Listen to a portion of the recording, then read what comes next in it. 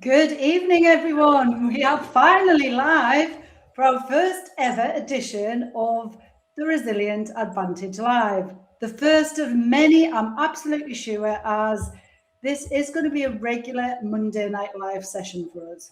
So, whether you are joining, wherever you're joining from tonight, thank you for being here because we are streaming live across several different platforms. So whether you're watching us on LinkedIn, Facebook, or Instagram, just let us know in the comments wherever you're joining from. Let's see if we can actually get a global reach here tonight. Now, because this is the first live streaming event of this series, we're just going to say it as it is. Absolutely anything could happen tonight. Technology might behave itself, or it might not, who knows? And who knows where the conversation's going to go and what's actually going to come out of our mouths. But if there are any glitches, we are recording it. So we think that we've got all of our bases covered. But I suppose that's all part of just doing something new, trusting ourselves, trusting the process, and actually getting started. Now, the reason that I personally wanted to create the Resilient Advantage Live is because over the last 6 months, the Resilient Advantage newsletter has really grown into an amazing community of people who are interested in living with more resilience, more clarity, and more purpose in their lives. And I wanted to extend that conversation and create another place where we can all come together, we can have some real conversations, we can share ideas, we can add value in a way that really helps people live the best life that's actually possible for them. So this first edition is called Resilience, a Different Perspective, because that's what Denise and I want to bring to the conversation tonight. That resilience isn't just about bouncing back with a big smile on your face. For those of you, who might not even know who I am or anything about what I do, I'm a resilience expert and I help people to build that inner strength so that they can actually enjoy life and handle whatever challenges come their way. And that's because I spent 28 years of my life working in a high risk, high stakes, high pressure environment, male dominated environment that was extremely demanding. And I gave over so much of myself to my career, which actually resulted in me losing a decade of my life to mental health challenges, to depression, anxiety, unhealthy behaviors, burnout. And I actually gave so much of myself to other people, to my career, and I really lost myself in that process. So, having rebuilt my inner strength, my inner resolve, my resilience by actually walking the path, the real, raw, lived experience, my leadership looks completely different now. And that's what I'm bringing to these conversations, a different perspective on the idea that we should just keep going, keep pulling our big girl pants up or big boy pants up and just keep going and doing more and looking for more strategies that are, going to help you create more money, more freedom, more life experiences. But that's not resilience. That's the road to burnout. Now, one of the really great things about doing these live sessions is that I am not doing them live, I'm not doing them on my own. As you can see, I am joined by somebody who is, I'm really, really proud to call my business partner and also a very good friend of mine. She brings her huge personality, loads of experience, wisdom, and insight to everything that we talk about. And I know that you're going to get so much value from her and you're going to absolutely love her too. So I'd love to introduce the incredible Denise Keon. Denise, welcome. It's absolutely brilliant to have you here. Okay, thank you. It is wonderful to be here. It really is. And everything you've said really resonates with my own journey, my own path. So it's just absolutely amazing to be here. And you know, we talk about resilience. It's reactive resilience is what we're seeing every day. In my clinic, you know, we talk about the anxiety, the burnout, the overwhelm, the anxiety. That is reactive resilience. That's from suppressing the emotion. It's from suppressing how we're really feeling and just getting on with it and going, oh, we'll just brush that under the carpet. It's going to be fine. It's going to be fine. But that has a compound effect, as me and you both know. And we live to tell the tale. Like Kay, my own story, I worked in industry for 18 years between pharmaceutical, finance, facility management, and I did get burnout. I lost my hearing. I've seen as much as Kay has seen. I have walked the same path. It has been a journey. But what I would say about a journey is that it's rarely a straight line, and we have lots of pivots and twists along the way as we go. But that's what shapes us, and that has what brought me to where I am today. I am a holistic wellness expert. And you might ask, what is that? So that is where I combine my 18 years of industry experience with homeopathy, kinesiology, and then I bring in mindset because that is where we can really address our limiting beliefs and habits, which is what it is what actually leads us down the path to burnout because we don't know any different. We just stay going and staying going. So until we look at that maintaining cause at the root cause. So that is why me and Kay are going to have so many conversations about this over the next few weeks and months. It is a topic that we could talk about all night, all the different stories, which I'm sure we will regale over time. So Kay, again, thank you. And I'm looking forward to the rest of tonight. Excellent. Thank you so much, Denise. I really appreciate that.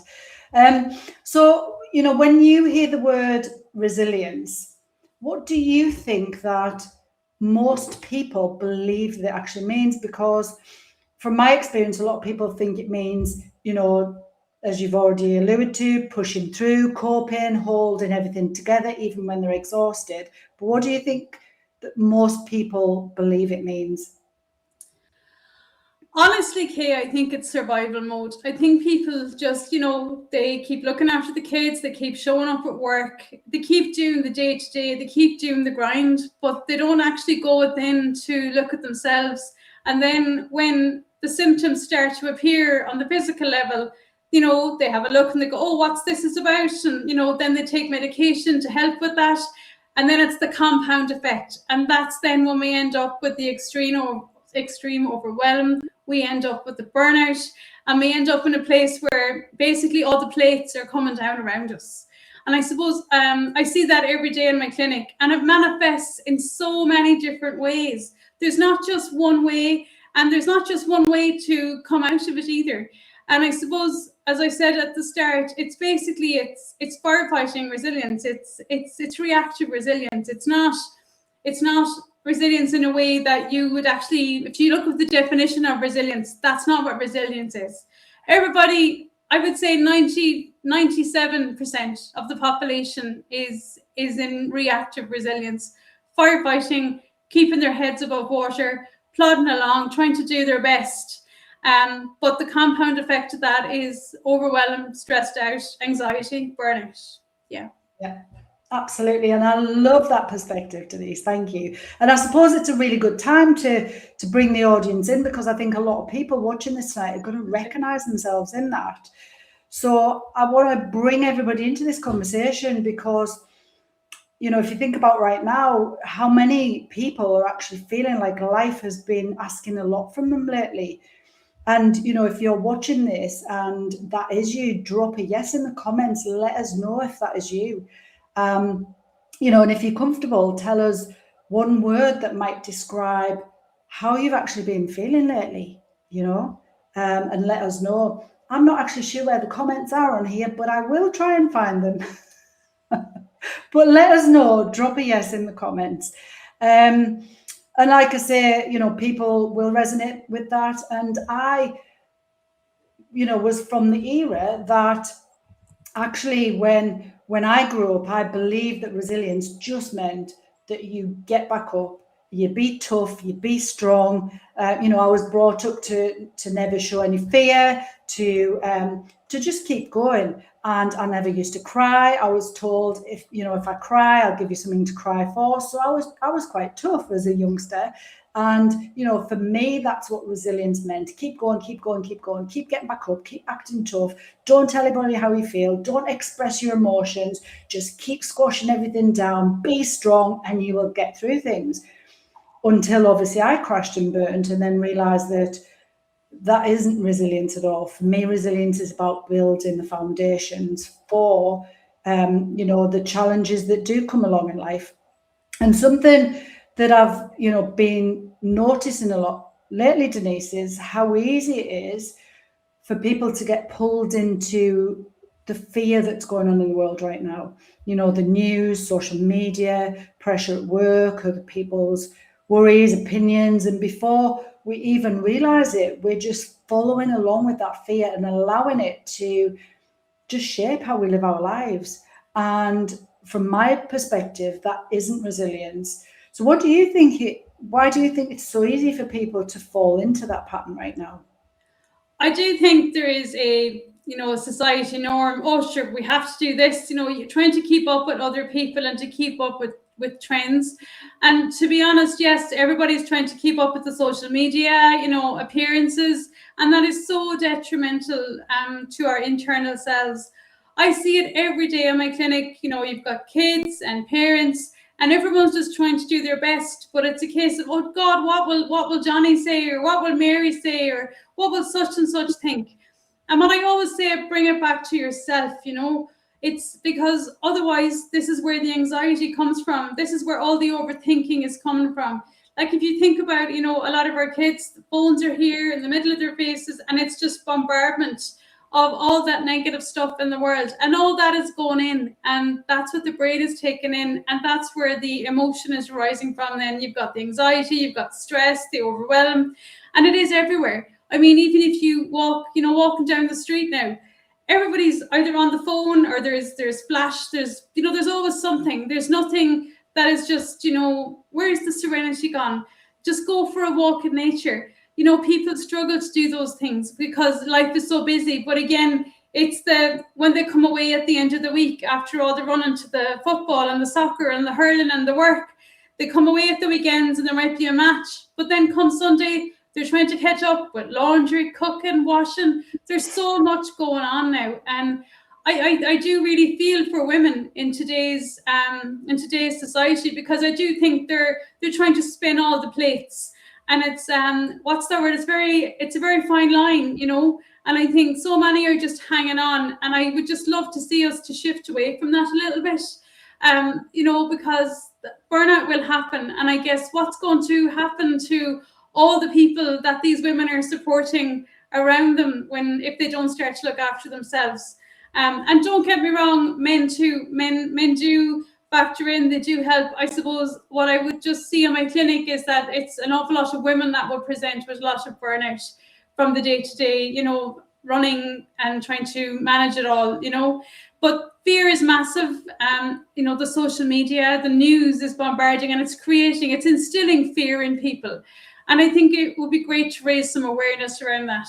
It's okay for us to not watch the news. It's okay for us to say, actually, I need to take a time out from that. And I guess that's where I would really love us to impress on people and talk to us, ask us the questions. We can help you with, tools and ways to navigate where you're not disconnected from the world, but you can maintain your health and your own well-being. Yeah, absolutely. And like you said, social media has had a huge impact on society as a whole. And I use social media. I use it for my business. But I think, one of the things that I did was started looking at social media in a different way. So rather than, I would always say to people, check your social media, whatever comes up on your post, on your feed, just ask yourself, when you see that picture, what do you feel? So if that gives you some feelings of, not feeling very good, you feel a bit of anxiety, you feel jealous, you feel whatever those thoughts are that are going through your mind and feelings that are in your body, if that comes up when that person's on your screen, unfollow them. So really, we could use social media in a really, really positive light, whereby we're following people who make us feel good. We're following people who bring awareness to us. We're following people who are bringing positivity and light into the world, you know. So we can still use it, but we've got to use it for our benefit, I feel, you know. I totally agree, Kate. Totally. Yeah. And I think it's, you know, I think it's really interesting that when we talk about social media and all the fear that's going on in the world right now and the news and all of those other things, it's not just happening in our minds. That's the thing. It's not just happening in our minds. It's showing up in our body all the time. People are living with, you know, that constant stress or fear. Their nervous system starts responding to that environment all of the time. And, you know, I believe that we're actually, well, I know for sure that I have in the clients that I work with, seeing a rise in how many people are really impacted by anxiety and fear. And I know, you know, people who've probably never experienced fear and anxiety before, women that I work with who are, you know, high performers, who are just constantly doing all of the time, and they're waking up in the middle of the night with feelings of anxiety because it's starting to suddenly just creep into their lives. You know, people are carrying the tension in the body, the shoulders are up all of the time. I see that people, you know, don't have much movement in the thoracic across the upper back, because they're holding all of this emotion, the stress, the tension. They've got really, you know, poor sleep quality, they're overthinking. And a lot of people are feeling totally disconnected from everyone and everything. Or you've got the other extremes where people are just feeling constantly on edge all of the time, like they can't switch off, which is, you know, I used to feel like that I couldn't switch off, where you feel almost wired all the time. Your nervous system is prepared and braced and waiting for the next thing to happen. And, you know, often people think that there's something wrong with them. You know, I've had, like I say, a woman last week reached out to me and spoke to me about waking up in the middle of the night, having these feelings of anxiety that she's never had before in her life. And actually, you know, it's the body that's responding to the pressure that it's been under, to the fear, to what's been impressed upon us by the outside world. So from your perspective, Denise, what do you see happening for people when they've been in that state for a long time, like for people coming into your clinic? How does it show? Oh, it shows up. So you've got the sleep disturbance, you've got the constant overthinking where the mind just doesn't switch off, and then they work themselves into a state where there's panic attacks, and then the other extreme, they're not sleeping correctly, or like that, they're jumping out of the bed going, oh my God, I'm late. But then we get down to, you know, the physical. What starts to happen then is, so the sleep, but then the concentration goes, then they're completely overwhelmed, they're frazzled, they're stressed, they've got no concentration. It's like the brain, it's brain fog essentially. Can't remember what they're supposed to do, when they're supposed to do it, completely overwhelmed, completely burnt out. And you know, it is the compound effect. It's not just one event that causes this. It's like it's always building up, and then it just comes to a head. And I suppose I see that every day. And it's not just with adults. I'm now seeing it in children. Kids are coming in here and they're wired in that, like, they're just switched on all the time. They're not able to go to sleep because their brains are going constantly. But it goes back to the social media and all that interaction, and oh, you know, this happened at school and now this is online after school. And so it's like, you know, kids, it's like they're talking about the phones in the schools. You know, kids can't even just go to school now and just play if it follows them home, or if there's an issue at school, it follows them home, then it's on social media, it's following them everywhere they go. And the intensity of that is just absolutely massive. There's children coming into my clinic with anxiety, severe migraines. I have people coming in here that are on, you know, severe medication just to manage migraines, but it's not actually managing it because they're not getting to the root cause. So my heart really goes out to, you know, every parent in today's world, because everybody is just trying to do their best. But all the social media, all these things that are happening. And I think, you know, people don't really communicate the way they used to years ago. And it's sad, and I find people really struggle to communicate how they feel and what's going on inside. People are very much driven by the external circumstances. When I say to people, you know, go within, they're like, what do you mean? I'm like, well, what do you really feel on the inside? And they're like, oh, I don't know. And it's only when they really take a step back and press pause and really think about it that we're like, oh, well, actually, you know, it's frustration, it's anger, it's all these things are coming to the surface. And it's like an onion, you know, it's like as we go through life, layers come on, but then as you heal, the layers have to come off. So it is a journey for people. But I am seeing so many things, and it is always the compound effect. And what you'll find in the wellness world is people will typically, you know, start to explore things when all the other things aren't working. So, you know, when the meds are no longer working, or they're finding things are getting worse and they don't, you know, it's like it's a slippery slope. Then it's like, oh, there has to be another way. And I suppose that's when, you know, people really start to peel back the layers and to go within. So I suppose that's what I see in my clinic, because I encourage people to go within, because that's where we heal from, you know, and that's where we're storing it all. So all the stuff we see out here, that's just all noise effectively. But if everything that's showing up out here is chaos, that tells me that what's inside is a little chaotic too. So I suppose it's listening to the people, hearing where they're at, and then helping them to understand why it's like that. And I guess that's what I want to continue to do, and I hope we will do more of that here, Kay, where we can empower people to really, you know, look within, to heal from within, because we can. Me and you demonstrate that. We are a product of the product. Yeah. And I can't stress that enough. And I get the whole burnout, you know, like what Kay said, you just tipping along and you stay going, and you stay going. And then one day you go, gosh, I'm really tired, but you stay going and you stay going. And then, you know, then you either get really sick, or, you know, you have a breakdown, or in my case, I lost my hearing. Like, everyone's experience will be different, but it's to know when to press pause. It's when to recognize. It's not about changing you completely. It's just about recognizing when you need to press pause and say, oh, hang on a minute now. And I guess that comes from empowering each other, giving people the tools to see how they can recognize that before they end up in that situation. And I suppose that's what I try to do every day, is empower people to help themselves as much as possible. Absolutely. And you absolutely do that, Denise, because I see it all of the time. But it's interesting, isn't it? Because you talk about all of those symptoms that show up in your clinic. And similar things show up for me, because, you know, the work that I do around resilience and mindset and breath work, it's all linked. It's all the same sort of stuff where, you know, I see people who, first of all, very, very disconnected. So like you, the work I do, we need to go in, we need to connect to the body.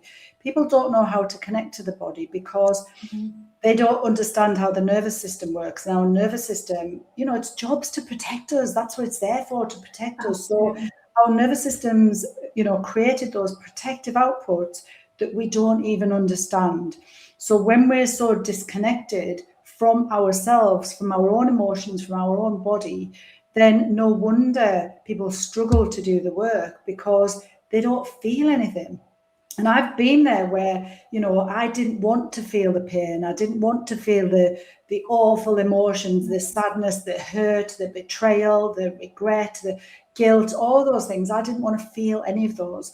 So it's easy, and a lot easier, to avoid that, to squash those feelings down, to push them to one side, to avoid them in any way possible, through drinking, through drugs, through, you know, scrolling on social media. There's so many different ways in which we avoid doing those things. And I get it, because I was there. I didn't want to feel it either, you know, and I really relate to people when they just keep busy and they just keep going all of the time, because it's easier to do that. But what starts to happen, and as you've alluded to, is it starts to show in the body. People start to, you know, all of that stored, suppressed energy, emotion gets stored in the body, in the nervous system, in the fascia in the body, and it comes out. And it comes out as migraines and stomach problems and, you know, all of these different undiagnosed. Absolutely, it does. It manifests on the physical level, and I guess that's, people laugh at me when I say that 99% of what I see in my clinic, it comes from within. Everything that that shows up on the physical level is coming from within. And I guess, people never look at it that way. They're like, "What do you mean? How could my emotions?" But of course it is, because you're holding it all inside. It's all suppressed, as Kay has said. It's all suppressed inside. So until you bring that up to actually really address it, then, that's why you've got the extremes of overeating, undereating, the drinking, the drugs, the opioids, everything. It's a coping mechanism to survive in today's society. And what I would love is, for people to find another way to survive in this society. There's other tools that can be employed to make it easier on everybody. And I think that's the whole point of us doing these live sessions, is so that we can bring that awareness to people. Because if you don't know, you don't know. When I was going through all of those things, I didn't know there was another way. I just did what I'd always done and what I knew, what I thought worked. So the idea of us working together is to bring awareness to people, so that actually they see that there is a different way. They see that there is another way, that we don't have to keep putting a plaster over the wound. We can actually go in. And, I always say to people, it isn't as difficult as you actually think, because I remember thinking, if I let any tiny bit of this emotion out, it's like opening Pandora's box. It's just going to all come out, and I won't be able to stop it, and I won't be able to manage it, and I won't be able to cope. But actually, it's not like that at all. And especially when you are with somebody, a mentor, a guide, a coach, an expert, because they are there to support you and to help you and to guide you through that process. And that's why I love these conversations that we have in Denise, because, the work that we do together is very, very similar. You're supporting people through kinesiology, through like energetic balance and mindset, whereas the work I do, and emotions, where the work I do is often helping people to actually release those suppressed emotions, the trauma, the stress that's been stored in the body and the nervous system. Yeah. And the truth is that all of these things that we're talking about are all connected. All of them are connected. Resilience isn't just mental, it's physical, it's emotional, and it's energetic. So I just want to bring it back to the viewers here who are watching this and just ask them, another question. When was the last time that you, whoever's watching this, wherever you're at, when was the last time that you actually felt really calm and really present in your body and in your life, rather than just getting through the day, which I know a lot of people feel? So if you do feel like you've had moments recently where you have felt present and you have felt calm, drop the word present in the comments and let us know. But actually, if it feels more like you're just surviving lately, then drop the word surviving in as well and let us know. And I can't say the comments on here right now, but we will come back to them. This is technology for you. But Denise, what does real resilience actually look like for you now in your life every day? Not for your clients, but actually for you. What does that look like for you? For me now, it's about getting hydration, adequate rest, exercise, recognizing. So we all have weeks where it's busier or quieter. I do check in with my body every day, and if I need rest, I will factor in rest, and that's what I do. And I'm very mindful of my schedule. I plan my week now. I try not to overextend, because I know that's like my limiting factor, right? I know that's my limiting habit. So it's something that I'm very aware. So it's about awareness, Kay. I am very aware, and I know my body very well now. I know the telltale signs as well. So I listen to my body, and if I need to take time off, I take time off. If I'm very aware of that. What do you practice, Kay, for your self-care? Well, for me, resilience in my everyday life looks like having really solid foundations. So the daily habits that allow me to actually experience life, where I feel good, where I'm present, where I'm connected to my body, where I can feel my emotions, whether they be sad, happy, the what's classed as the good or bad emotions, where I can actually choose my thoughts. And it also includes, like you, really good health habits around food and exercise. It means doing things that light me up every single day, whatever that is. For me, same as for everybody else, we should be doing something every day that lights us up from the inside. For me, it looks like getting up at the same time every day, doing breath work, doing meditation, visualization, keeping my nervous system health in check, my mindset, my physical health, and keeping all those things optimal, so that actually when life does throw challenges, because they still come my way, then I have actually got that inner strength to be able to respond to those challenges in a much better way, without spiraling into panic, anxiety, overthinking, and all the other ways in the past, that I have done when I was just surviving life. But now I'm able to respond rather than react. So I feel calm in my body, I make better decisions. But I think the most important thing for me is that I actually absolutely love and enjoy the things that I get to do in my life every single day. And that is resilience to me. Okay, I agree. So I suppose there's other non-negotiables for myself as well, in that, like, I like my practice, my gratitude every day. I do my visioneering and my meditating, because they are, to me, very important. They keep me grounded. They allow me to check in with myself. And I suppose, like that, I do surround myself with positive people. Kay being one of these amazing positive people. But I do surround myself with positive people, because, as we spoke earlier, there is so much negativity out there. And our brains can tend to go there quite quickly. I'm sure down the line we'll cover these different topics, but for tonight, just to keep it very top level, I am very conscious of it, and I will always bring everything back to the positive, because there's always a solution. There's the positive in everything, no matter how big or how small. There is always a positive, and I will always focus on that. And I'm grateful for everything that I have in my life, and I just practice gratitude every day. And I think that's what keeps me so grounded and so well now. And again, it's the resilience aspect, is you become more neutral, as you say, in how you view things that would have been, oh my God, where you would have done all the drama. I just see it now. I don't become emotionally involved with it initially. I hear it, I see it, and then I go, okay, I process it, but it's a more proactive resilience than a reactive resilience. And that's what I like. I don't go into these massive downs and these massive ups. Yeah. I approach things from more of a level perspective. And again, for me, no more than yourself, a lot of that has come through, mentorship and working with the right people. And it's just been absolutely phenomenal growth. And it's something that will stay with me forever. Like, that's like a new non-negotiable. So I completely resonate with that as well. Yeah. And I think the thing is, once you start living like we are, because we've both walked through the fire, we've both walked down that awful path.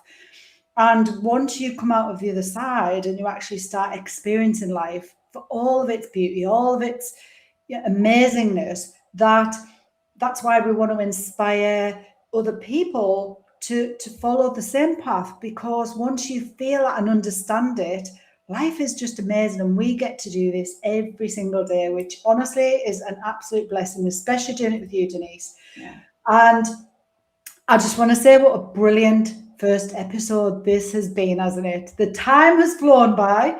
And I know that people will be absolutely loving this wherever they've been watching it. And I'm sure that people can relate to the things that we've talked about.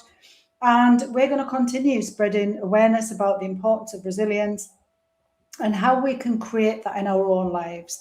So every single person watching this, we want you to be able to experience resilience in your life. So as we bring this first Resilient Advantage Live to a close, we want to leave you with something really important, because these conversations are just the beginning.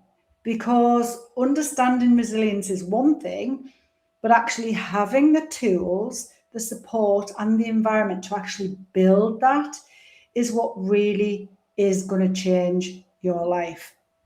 And that's why Denise and I, we're part of a community that really helps people to do exactly that. And that place where we hang out is full of people from all over the world who are learning to strengthen their mindset, their emotional resilience, and their daily habits so that they can live with more clarity, with more purpose, more confidence. So if you are wanting to come and join us inside that community, you're absolutely more than welcome. We're going to drop a link into the chat, onto the live streams. And it's actually called the Source app. That's the community that we're in. And it's been described as the world's first personal development app connecting spirit, science, and success. And I suppose for me, the best way to think about it is it's like having a mentor in your back pocket, isn't it? So inside that app, you're going to find things like daily voice notes, short meditations, journaling tools, gratitude practices, habit tracking that really are going to help you to build that consistency without any pressure. And you can access many of those resources for free, completely free. So if tonight's conversation has resonated with you and you'd like to be part of that community that really is focused on building resilience, then just comment source below this live stream or send one of us a message and we will share the link with you. But I just want to say from me, first of all, thank you all so much for being here for our very first Resilient Advantage Live. And Denise, thank you, as always, for such a brilliant conversation. Kate, thank you. It has been a wonderful evening, and thank you to everybody that has shown up here tonight to listen to us and to help us raise the awareness around resilience. So thank you, and we will see you all in the next episode. We'll see you all next week. Take care. Have an amazing week.